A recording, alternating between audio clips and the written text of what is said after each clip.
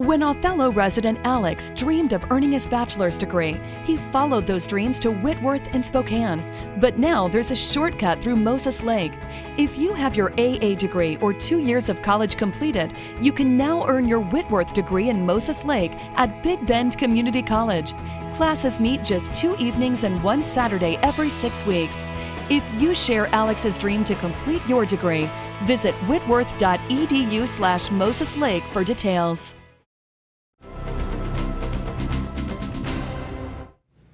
In Northwest news, an elderly couple was preparing to move and relatives were at their house to help them when a fire broke out.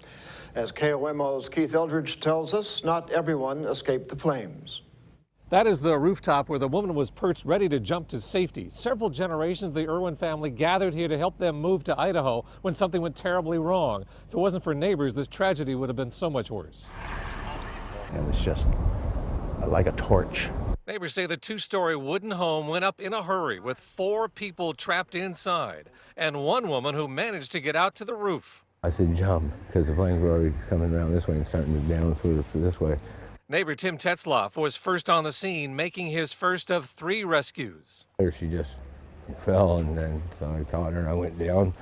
I handed her off to somebody else. So we went around on the other side of the house. Neighbor Mark Hensel joined Tetzloff in the rescue, bringing his ladder up to the elderly couple's window. I knocked the rest of the glass out so they can get out of the and I pulled the lady out first, and then I took the guy out second. Through those actions, David and Pat Irwin were saved from their burning home. But 2 people inside the home didn't make it out and perished near the 2nd floor window. The coroner says it's believed to be a 54-year-old mother and her 26-year-old daughter. It's a tragic day in Aberdeen. I'm very impressed with the neighbors helping neighbors. It's sad, but I couldn't get in nowhere else. But they said thanks to you and the other gentleman, they saved some lives. Yeah, 3 of them. The Irwins were in the process of packing up, getting ready to move to Idaho. This is really an added disaster to it. You know, it's just terrible that they came in to help these seniors move out and get caught in something like that. They're our neighbors. They've been our neighbors for years, and so, I don't know. I'm just glad we get Pat and Dave out. Neighbors are saying with the Irwins getting ready to move, there's the very real possibility there were so many boxes and so much furniture on the stairs preventing any kind of an escape. In Aberdeen, Keith Eldridge, KOMO 4 News. Residents in one neighborhood are probably feeling a little lucky this morning. A landslide blocked a river but only caused minor flooding. KING's Adam Mertz has more. Pieces of the hillside continue to slide down. A few trees are hanging off the edge, hundreds of feet above the Cedar River. Every time we hear these banks falling in, we kind of wonder if we're going to have riverfront property. The water inched closer and closer to Richard Sanders' Maple Valley home. My renter called me that lives on my property and said that, hey, did you know we're flooding? And I'm like, what do you mean we're flooding? Not only did the landslide wipe away all the trees, all that debris clogged up the river, causing it to overflow. All this area, it was completely underwater as the water flowed down. Less than a mile downriver, the water level dropped. Pretty much looked like the parting of the Red Sea or something.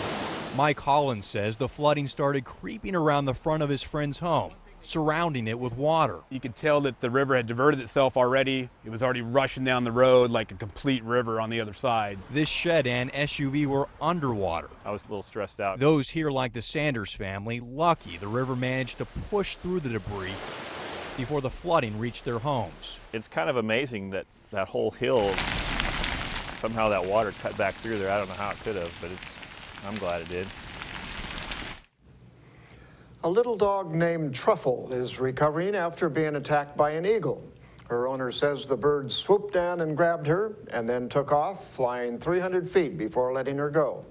KOMO's Luke Duzzi shows us how Truffle is doing after the terrifying ordeal. She was very still. She was laying there, just absolutely looked to be lifeless. I had not any hope in my heart that she would actually be alive. That's how Marcia Green describes the moment she found her 3-year-old Shih Tzu Truffle a couple of weeks ago outside of her home here in Kashmir. Heartbroken. I absolutely was heartbroken. She suffered broken ribs, a punctured lung, and 6 large holes spread all over her fragile little body after being attacked by a golden eagle. So they were big hands that were, puncturing her. The bird's sharp talons left Truffle on death's doorstep. They didn't expect her to actually pull through. It happens more often than you might think. Dozens of cases a year of birds preying on small animals. Here's a hawk attacking one family dog. And here's a falcon attacking another. And watch this golden eagle swoop down and try to grab this dog's back. Terrifying for any pet owner, but especially the Greens.